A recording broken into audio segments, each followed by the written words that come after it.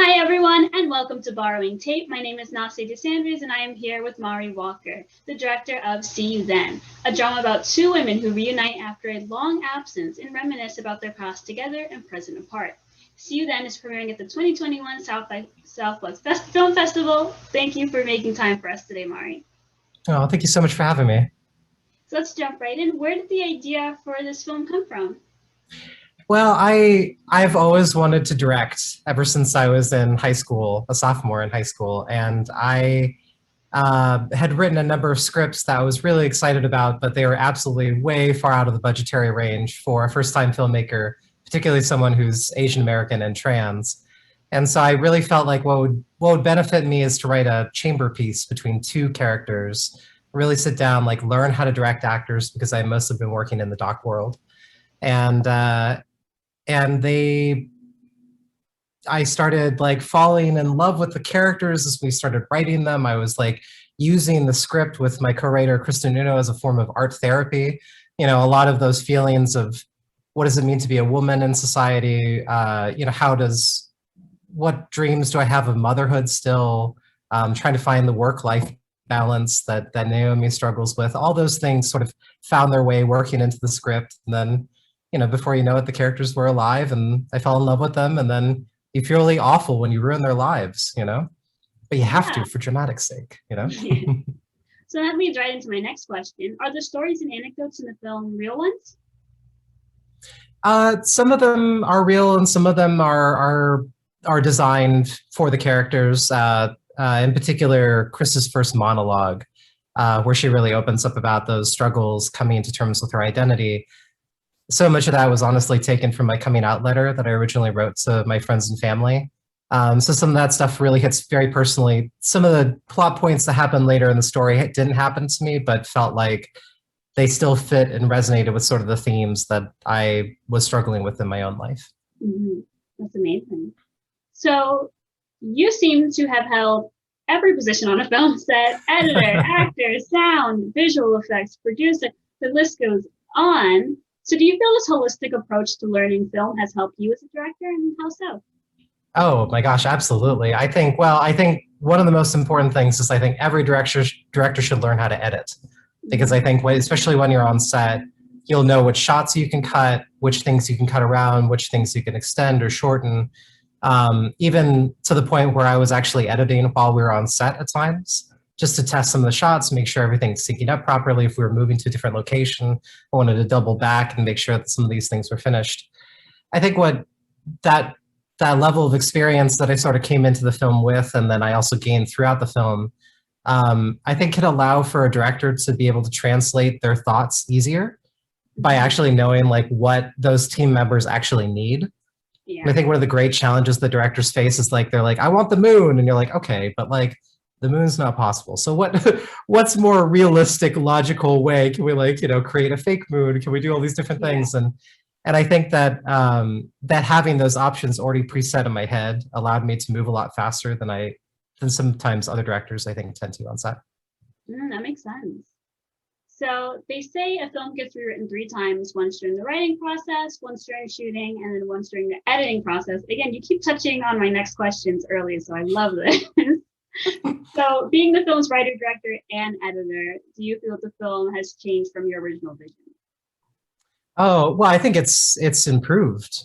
I think that sort of throughout the process of writing, Kristen and I would sit down, my co-writer Kristen Nuno and I would sit down and sort of discuss the script, and we'd actually like talk it out, which I hate. I hate hearing my own voice. It's like my absolute kryptonite, which is hilarious because I've been doing interviews and I just keep on hearing. I'm like, oh.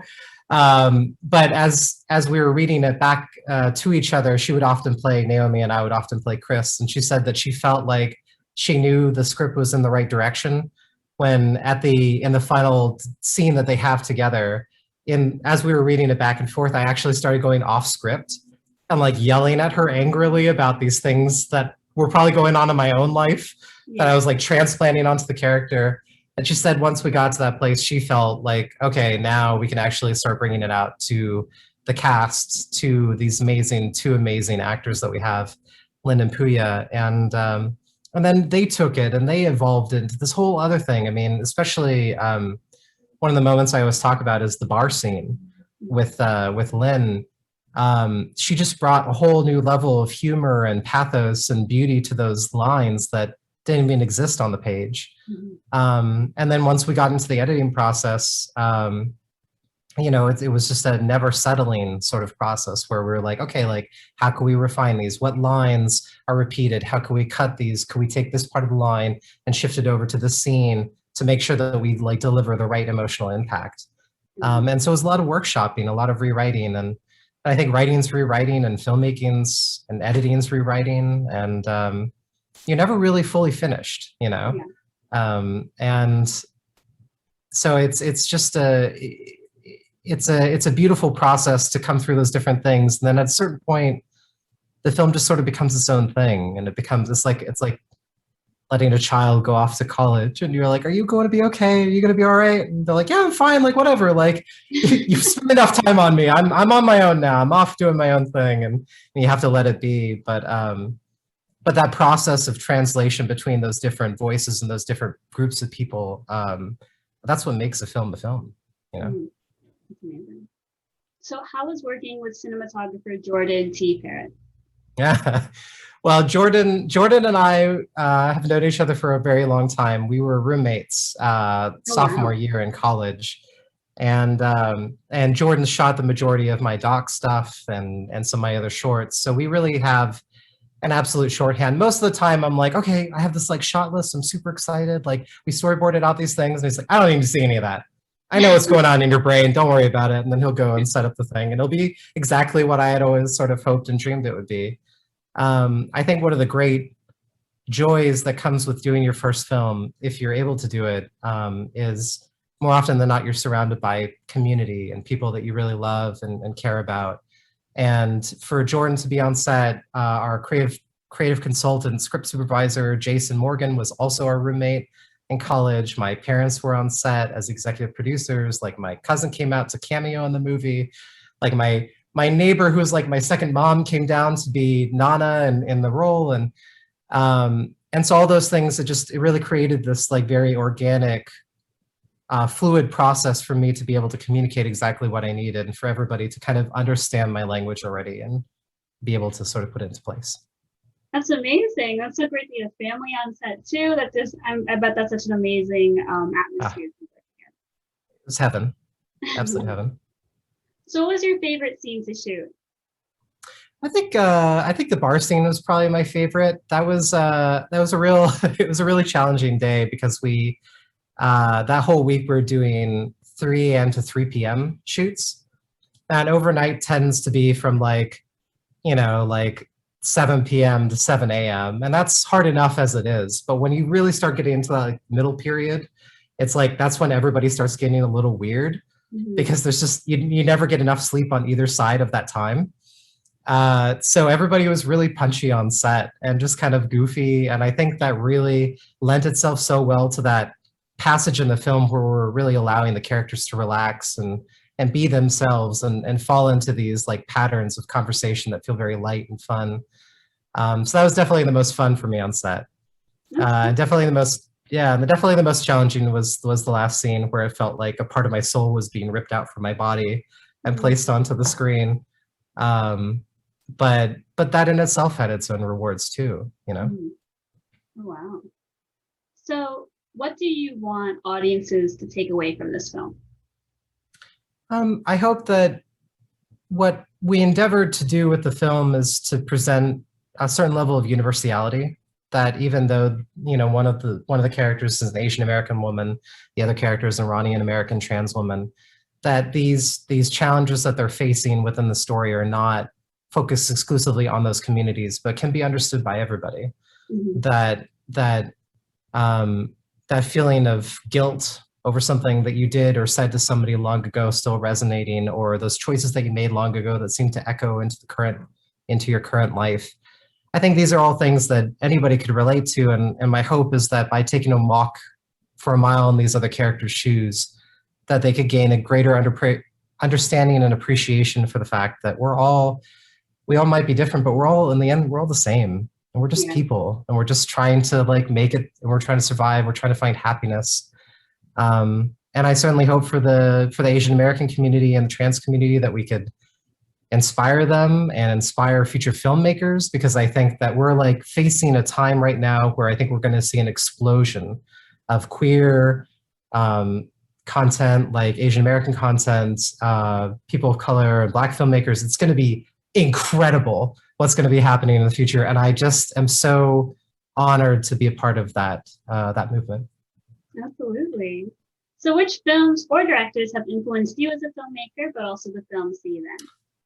Oh, well, definitely for See You Then, My Dinner with Andre was a huge influence. The Before series, Before Sunset, Before Midnight. We have a few little nods within the film to some of these films as well. I think one of the other things that we were really hoping to do with the film was embrace formalism in film, and like really like work with those like the big canvas of large format filmmaking to tell this very intimate story. And so, you know, I was very inspired by films like Brief Encounters by David Lean, and some of the older sort of styles of stories, but really trying to take that format and bring it into like more of a subversive version by introducing these characters that aren't, you know, focused on, that aren't celebrated in those stories, and bringing it into this new format.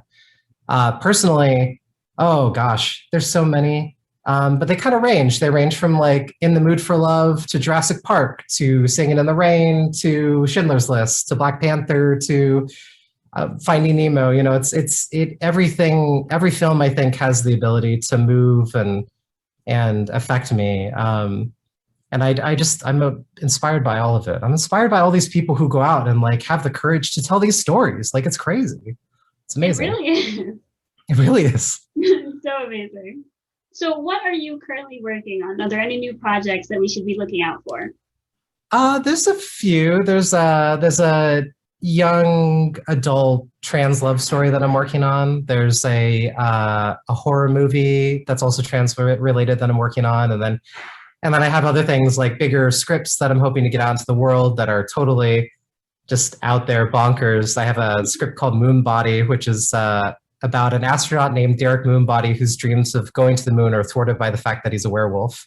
So it's like a big grand scope comedy. It's very silly and huge, takes place in Florida. It's insane. So I hope that I will get the opportunity to tell stories on all different types of canvases and all different types of scopes. Awesome. So we'll definitely be looking out for those. Thank you so much for your time today, Mari. It's been awesome. Oh, thank you. Thank you for having me.